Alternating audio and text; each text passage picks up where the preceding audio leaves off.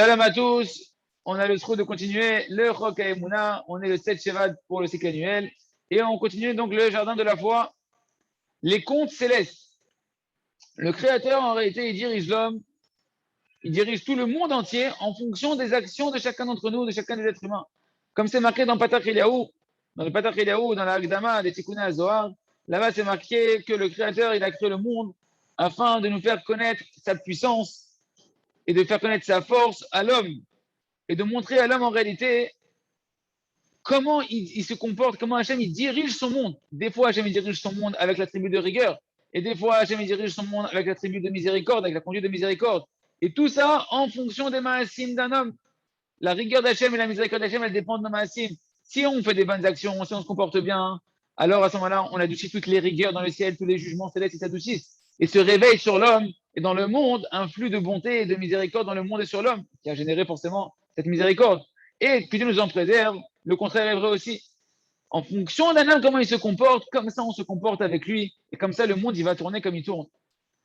Et donc, du fait que en réalité, toutes les maladies de la vie d'un homme, elles sont une conséquence directe, qu'on est sur l'explication de la santé, rappelez-vous. Donc toutes les maladies d'un homme, vu qu'elles sont une cause, un effet direct des actions d'un homme, des mauvaises actions d'un homme, des fautes d'un homme qui ont engendré ces fautes-là, alors on peut comprendre maintenant pourquoi en réalité toute la science de la médecine, la plus précise qu'elle soit, la plus technologique qu'elle soit dans les avancées de la science et de la médecine, eh ben, on ne pourront jamais prendre en compte en réalité les contes célestes, tous les détails des contes célestes qui vont faire qu'une personne elle va avoir l'état de santé qu'elle va avoir. C'est-à-dire qu'on ne pourra jamais prendre la science, la médecine d'aujourd'hui ne pourra jamais capter les mérites d'un homme, les dettes qu'un homme il a spirituelles dans le ciel, un malade. Et que si, est-ce que ce malade-là, il a fait teshuva ou il n'a pas fait teshuva, comme on a vu l'histoire hier du Baal Shem Tov?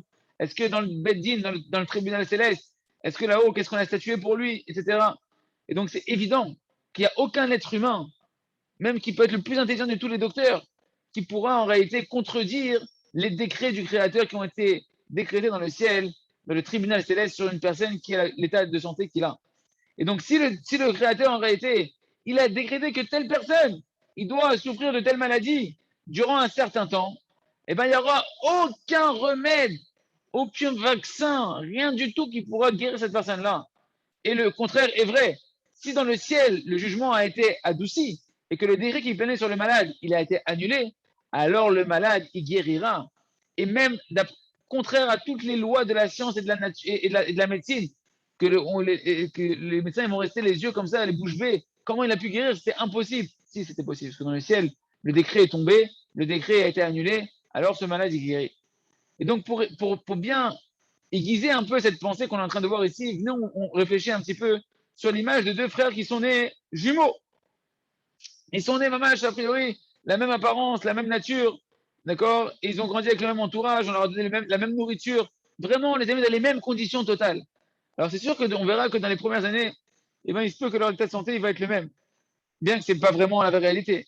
Mais quand ils vont vieillir, quand ils vont avancer en âge, et que va commencer à se dévoiler toutes leurs faiblesses, des douleurs, des faiblesses de santé, etc., qui arrivent pour tout homme, qui avance dans la vie, on verra que chacun, en fait, il a son sort à lui, qui lui est particulier. Chacun, il aura son petit lot à lui. Et de là, tu as une preuve claire que l'état de santé d'une personne, elle est en fonction de ses actions et non en fonction de la nature. Parce que si c'était que d'après la nature, alors chacun aurait dû avoir exactement le même état de santé et les mêmes ressentis à l'intérieur de lui-même, et ça aurait dû être identique. Or, ce n'est pas le cas. Donc, on voit bien que l'état de santé d'une personne, c'est un moyen par lequel Hachem, il éveille la Hashgacha pratique pour réveiller un homme, la providence divine individuelle qui vient sur un homme pour le réveiller à la tchouva, pour le réveiller à sa réparation. On continue, Béard Hachem, avec le Sefer, Sha'arav Betoda, le jardin des louanges, être attaché au but. Le grand principe, les amis, c'est qu'un homme qui a la Emouna Behemet, qui travaille sa foi véritablement, qui est croyant, alors celui-là, il peut constamment remercier Hachem sur tout. Pourquoi? Parce qu'il a la foi que tout est pour son bien. C'est quoi pour son bien? Pour le rapprocher de son but. Et donc, tout celui qui n'arrive pas à remercier Hachem sur tout ce qui lui arrive, qui sache qu'il y a une seule raison à ça. C'est uniquement parce qu'en fait, tu as d'autres buts, d'autres objectifs dans ta vie. Et ce n'est pas ton véritable et unique objectif de te rapprocher du Créateur.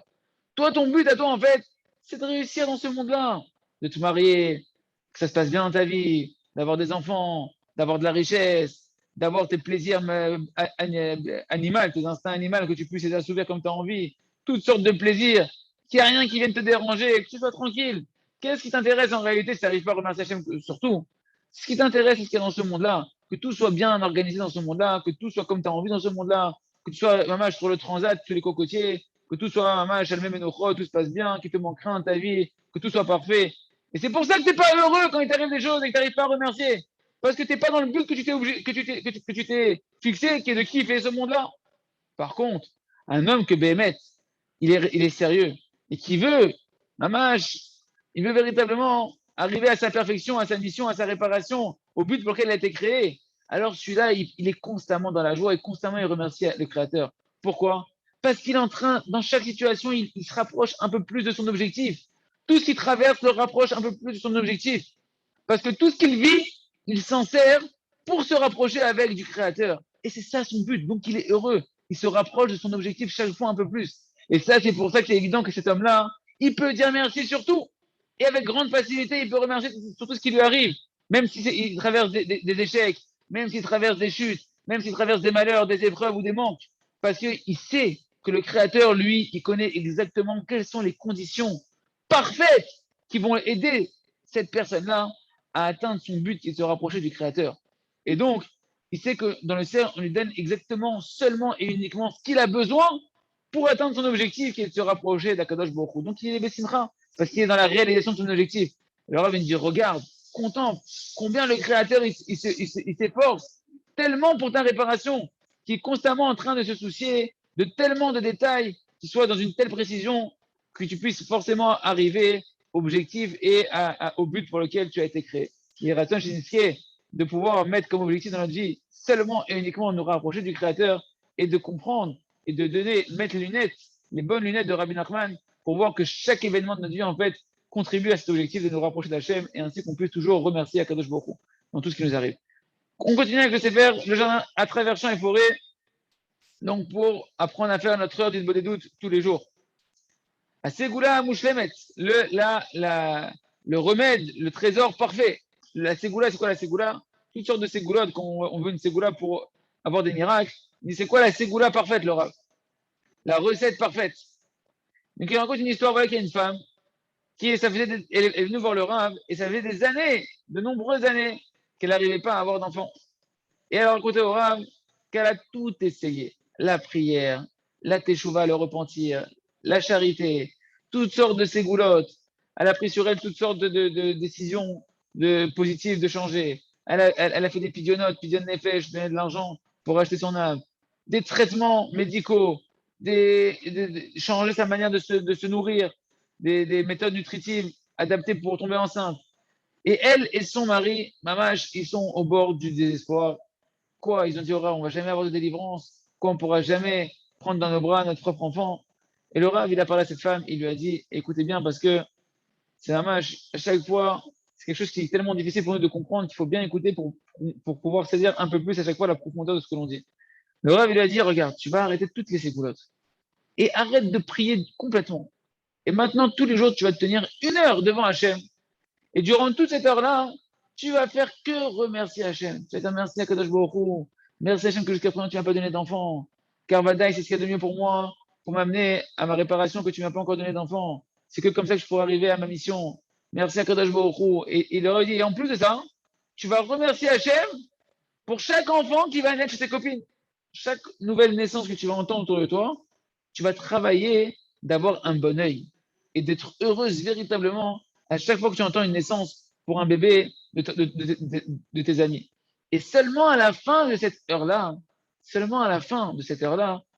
feras une petite prière très courte où tu demanderas comme ça au Créateur du monde, Maître du monde, s'il est bon à tes yeux de me donner des enfants, alors donne-moi des enfants. Et le Rav dit, je te promets que si tu fais ça, tu auras des enfants. Alors il lui a posé la question à la femme, elle lui a dit, mais je comprends pas, Rav, en quoi c'est mieux votre conseil que ce que j'ai fait jusqu'à présent? Moi j'ai prié, j'ai pleuré, j'ai supplié, j'ai fait tchouva, qu'est-ce qu'il y a de mieux ici? Et là les amis, écoutez bien, la grande différence, elle est très importante. Il lui dit, la différence, elle est énorme.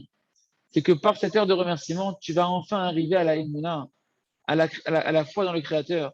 Parce que c'est quoi dire merci à Hachem? c'est que ta foi, que tout est pour le bien, que tout est précisément organisé par Kadosh Baruch Hu avec aucune erreur, et que s'il n'y a pas d'enfant jusqu'à présent, si tu n'as pas eu d'enfant jusqu'à présent, jusqu'à cette seconde même, c'est que c'était ce qu'il y avait de mieux d'après Kadosh Baruch Hu pour toi, et que tu as foi que tout est entre les mains d'Hachem, et qu'il n'y a aucune autre, que la seule raison pour laquelle tu n'as pas d'enfant, c'est uniquement parce que Kadosh Baruch Hu, comme ça, il veut que ça se passe jusqu'à présent. Et tout ça, ça s'exprime dans ton remerciement.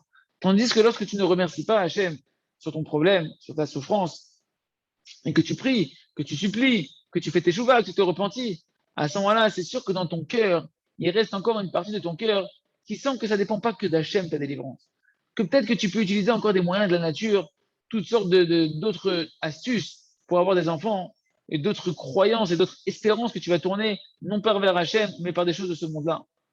Et également, quand tu ne remercies pas Hachem, il y a aussi à l'intérieur de toi toutes sortes de pensées culpabilisatrices, soit envers toi-même, que tu t'en veux, soit tu en veux à d'autres personnes, ou soit tu en veux à Kadosh Baruch Hu.